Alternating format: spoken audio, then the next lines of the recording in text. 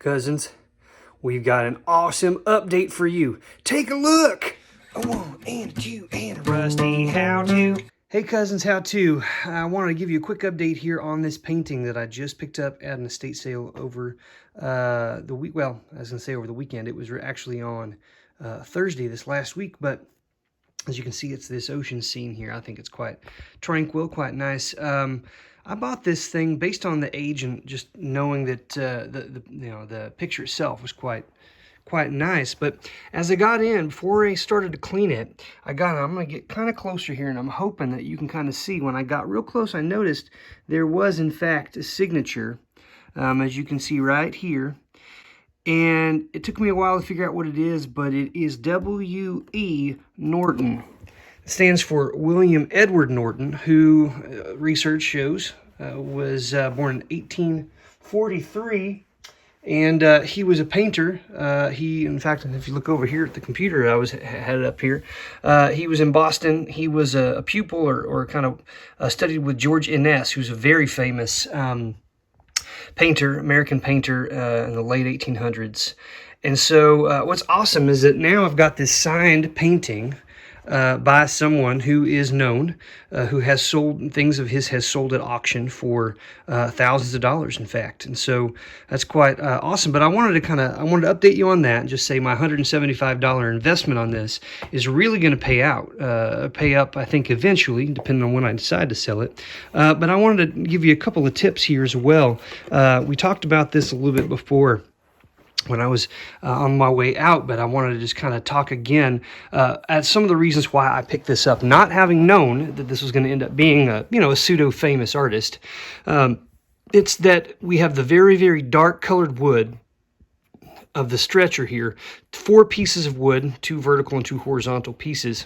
This is before they were mitering the edges of these stretchers, and even the frames. The other indication was this thing has come out, and the paper that was the edge that's still attached to the frame here has been cut and is no longer attached to this. So I know that either this picture itself was not the original picture in this frame, or it was removed for some reason. And as you can see, right here is a really great place to see. It was removed, maybe from this frame, maybe not, but it had been removed at one point and relined. You can see not only the original canvas here, the linen, but you can see the new, and you can even see indications of this glue that has seeped out. And so what happened was they took it out of here, they relined it, they glued this other lining back on the back of this painting. That's why it's so white and looks so much newer than the stretcher and the painting itself.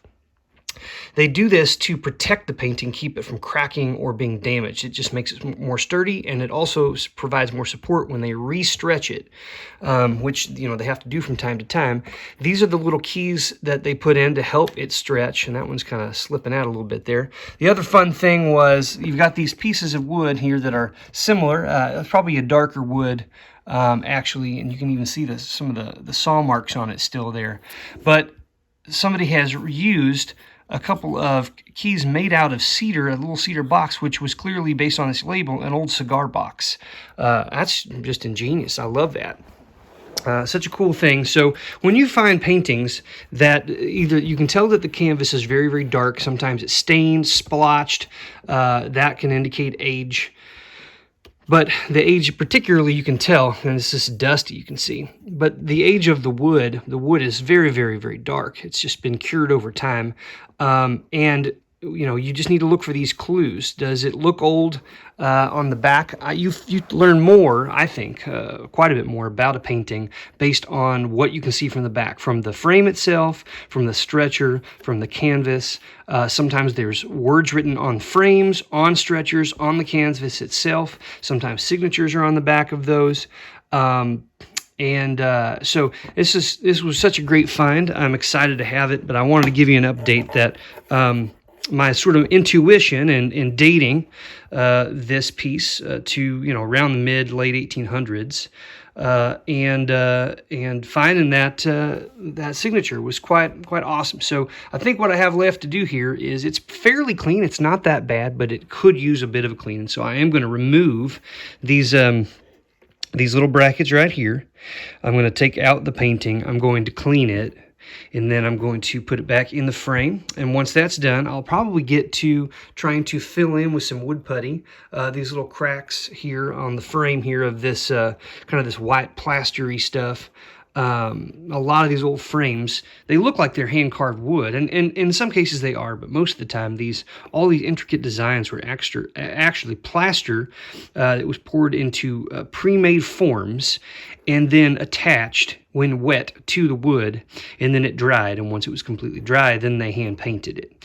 And so these old ones, you got to be real careful because they can crumble. I've had multiple times where I've purchased things online and they just they broke in the shipping process. They broke and crumbled, and then either I got to completely replace that frame, or I've got quite a bit of a job to repair that. So anyhow, just wanted to give you that quick update, guys. Good luck on the hunt. Fine art. It's such a fun thing, and I really hope you can find something cool out there for yourself. Friends, if you enjoyed that, please consider subscribing to the channel. We got new stuff dropping every week, and we're going to be, in the next day or so, going to be revealing who won the Masters of the Universe action figure toys.